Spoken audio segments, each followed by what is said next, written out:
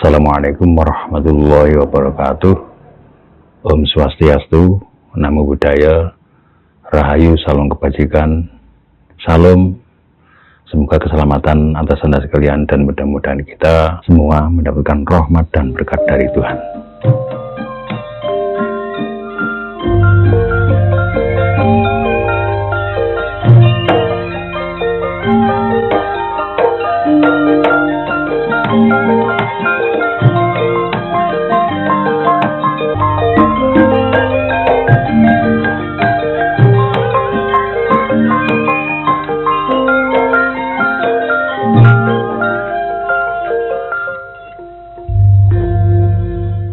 Salam jumpa lagi dengan saya. Selamat datang di kanal Budidaya Pancasila. Episode yang lalu kita sudah bicara soal prototipe manusia yang seharusnya, yang sudah lama kita miliki namun kita melupakannya. Bahkan sebagian di antara kita ada yang melecehkannya. Sesuatu yang sangat disayangkan. Itulah yang ada di balik lambang negara kita, Garuda Pancasila. Dan atas dasar itulah maka gerakan budidaya Pancasila itu menjadi penting, dan jalan yang paling tepat rasanya adalah harus masuk ke ranah atau ke dunia pendidikan. Itu sebabnya mengapa pendidikan menjadi begitu penting dalam kerangka ini. Pendidikan itu memang bukan hanya penting, tapi bisa dikatakan maha penting. Bukan hanya penting, tapi maha penting. Mengapa demikian? Karena Tuhan sendiri telah memaklumkan dirinya sebagai Rabbul Alamin. Rabbul Alamin biasanya diterjemahkan sebagai Tuhan semesta alam. Tetapi mestinya ini Tuhan dalam posisi atau dalam kepentingan sebagai pengatur alam, sebagai penata, sebagai pendidik alam semesta. Saya kira yang lebih tepat adalah itu. Dan kata pendidikan yang dalam bahasa Arabnya disebut tarbiyah diambil dari kata rob. Ya, kata dasar tarbiyah itu yang artinya pendidikan mengambil kata rob. Itu salah satu bukti betapa pendidikan itu sangat penting. Namun dalam kehidupan kita sehari-hari, pendidikan itu ternyata bagi kita sepertinya pendidikan itu tidak penting. Bahkan apa yang kita lakukan cenderung merupakan kontra edukasi. Jadi apa yang kita didikkan kepada anak-anak kita secara formal, ke sekolah, ke pondok pesantren, atau kemanapun, itu kita mentai dengan perilaku kita sehari-hari. Dan itu secara masif dilakukan hampir oleh semua strata kehidupan. Mulai dari bawah, dari orang tua sendiri, kemudian dari guru, lalu dari pengusaha, dari tokoh masyarakat, pejabat, politisi, bahkan pemerintah, itu cenderung mengabaikan pentingnya pendidikan ini. Kok bisa begitu? Secara teori atau dalam kata-kata, kita semua menyatakan bahwa pendidikan itu sangatlah penting. Dengan bukti bahwa sekarang ini hampir tidak ada orang tua yang tidak menyekolahkan anaknya. Namun dalam kenyataan, kita semua sesungguhnya sangat mengabaikan nilai pentingnya pendidikan itu. Dan beberapa yang kita tulis di sini adalah buktinya. Yang pertama adalah soal konsep edukasi atau konsep pendidikan. Konsep pendidikan kita tidak dirancang untuk bagaimana agar seseorang menyadari hakikat kemanusiaannya, menyadari siapa sesungguhnya manusia itu. Sehingga dengan begitu, maka perilaku yang akan muncul adalah perilaku yang memang seharusnya sebagai manusia yang punya tugas untuk apa berada di dunia ini. Konsep pendidikan kita yang kemudian disebut dengan istilah kesuksesan itu adalah bagaimana seseorang bisa mencaplok dunia ini sebanyak-banyaknya.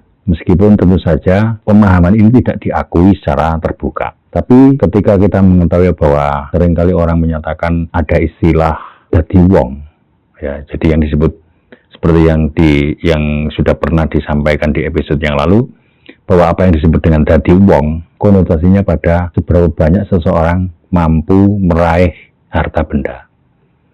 Jadi kalau ada orang tua anaknya yang lebih kaya, itu dianggap lebih sukses daripada yang tidak.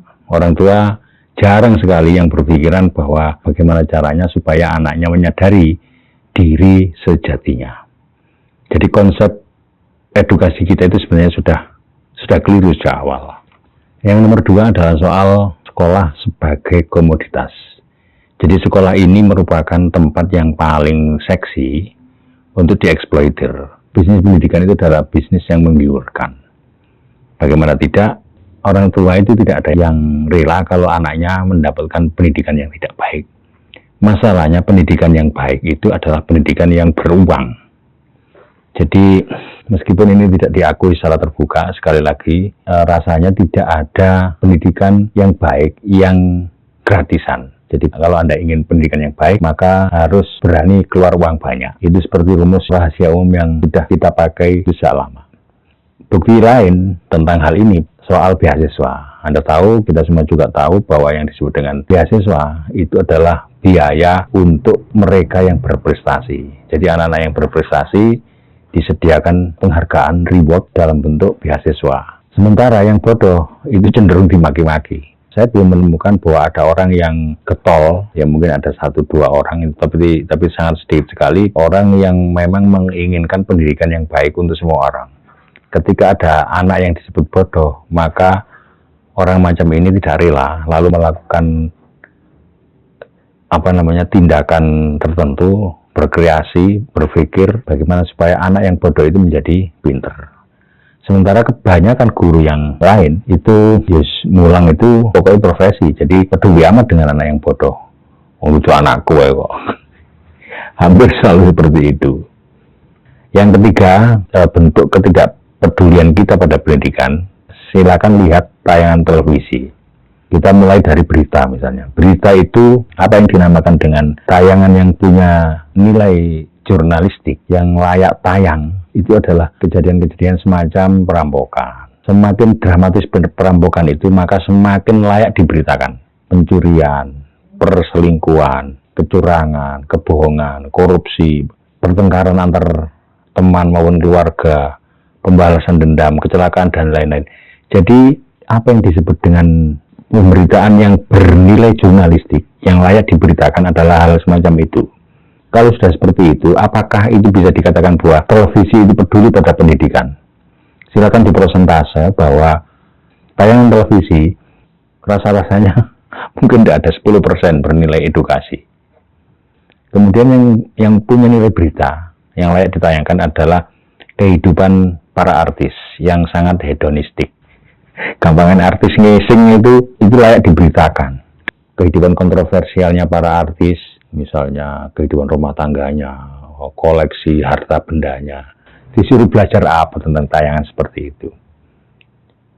Saya juga heran dulu, memangnya kami ini pemirsa televisi ini wong goblok kabeh, sehingga butuh tayangan yang sangat tidak bermutu macam itu.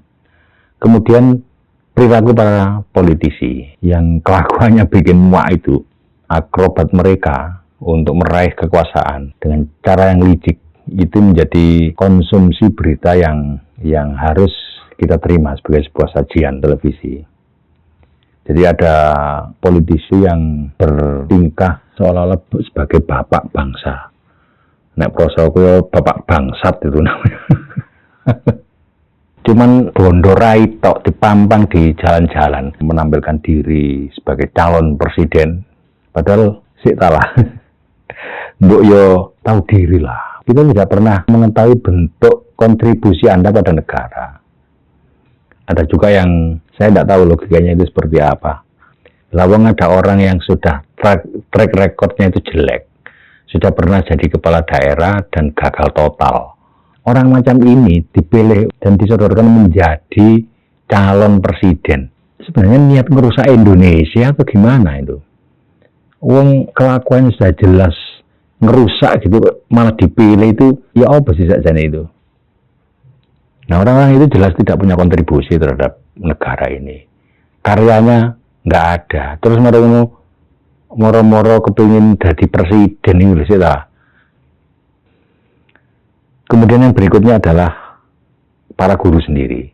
Guru ini adalah orang yang paling dekat dengan dunia pendidikan. Apakah ada jaminan bahwa guru itu mesti punya kepedulian terhadap pendidikan? Kenyataannya tidak. Banyak guru yang melihat profesinya itu sekedar profesi. Sangat sulit hari-hari ini mencari guru yang benar-benar punya kepedulian kepada pendidikan. Kalau ada anak yang bodoh, jarang sekali. Ada guru yang resah, ya apa carane arek sing bodoh itu bisa segera berubah menjadi pinter. Bahkan dulu itu kelihatan banget ketika masih ada UNAS. Saya itu jujur saja ya, saya mencari guru yang berani tidak curang sangat sulit sekali, jujur ya. Jadi rata-rata guru waktu itu ketika ada UNAS memberi contekan kepada muridnya supaya muridnya lulus. Saya merasa sangat sendirian. Betapa sulitnya mencari guru yang jujur sehingga tergiur untuk memberi contekan pada muridnya. Dan itulah karakter guru. Saya waktu itu kesulitan mencari guru yang yang jujur, yang berani mengambil risiko seandainya anaknya nggak lulus. Jadi tidak ada jaminan bahwa guru itu mesti peduli pada pendidikan. Nah kalau ada guru macam itu, terus kepeduliannya pada pendidikan mana? Lalu orang tua wali murid. Banyak orang tua yang muda sekarang ini menikahnya siap, tetapi tidak siap punya anak. Buktinya apa? Tidak sedikit wali murid yang menghadapi anaknya yang rewel saja tidak bisa. Jadi kalau ada anaknya yang burik di pasar gulung-gulung minta sesuatu, sudah nggak bisa ngatasi. Nah, karena tidak bisa mengatasi ini, maka kemudian diberilah anak-anak kecil itu HP. Jadi HP ini fungsinya seperti narkoba dalam tanda kutip, dipakai sebagai bius untuk membujuk anak-anak. Orang tua muda terutama tidak terlatih bagaimana mengedukasi anaknya supaya kalau meminta sesuatu itu dengan cara yang benar. Atau mengapa harus meminta sesuatu yang tidak layak misalnya. Itu tidak bisa mengedukasi itu. Coba sekarang Anda cari, ada orang tua yang berani tidak memberikan HP.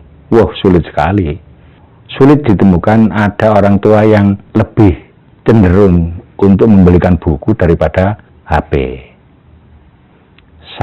Saat ini sangat sulit untuk mencari anak-anak yang suka membaca. Jadi membaca ini menjadi satu persoalan yang sebenarnya sangat serius.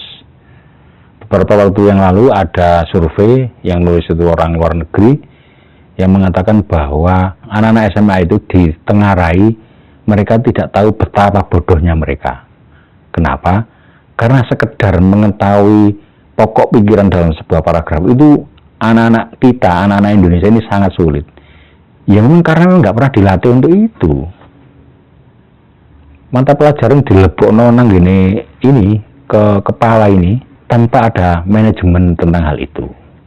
Jadi orang tua yang memberikan HP pada anak-anaknya itu adalah orang tua yang tidak peduli pada pendidikan anak. Wes jelas gak peduli. Ada fenomena kedua yaitu orang tua yang getol memondokkan anaknya. Padahal arek cilik. Saya bukan anti mondok ya. Saya juga dulu dari pondok. Masalahnya adalah kebanyakan orang tua itu arek cilik yang mestinya butuh sentuhan kasih sayang itu sudah dipondokno. Loh pertanyaannya, sampean mengedukasi anak sampean soal kasih sayang itu di mana kalau tidak sentuhan langsung? Kok gobo dipondokno? Sepertinya orang tua yang menginginkan anaknya mondok itu hanya untuk lepas dari tanggung jawab. Lalu yang berikutnya adalah anak-anak sendiri pada akhirnya menjadi tidak peduli pada pendidikan. Pendidikan itu pada intinya adalah proses untuk mencapai sesuatu yang tidak bisa instan. Nah, ketika melihat semua tayangan-tayangan itu yang bersifat instan, maka mereka pun cenderung melakukan hal yang sama. Sekarang ini tidak sedikit kasus yang menceritakan bahwa ada banyak anak yang hanya karena ingin terkenal itu melakukan sesuatu yang bahkan berbahaya. Jadi mereka butuh terkenal hanya dengan melakukan sesuatu yang tidak bernilai. Cuma joget-joget, lip sync. Itu berharap dari situ mereka terkenal. Jadi kalau terkenal ini adalah semacam penghargaan atas sebuah nilai, maka yang mereka tampilkan adalah hal yang sama sekali tidak bernilai dan itu ingin dihargai.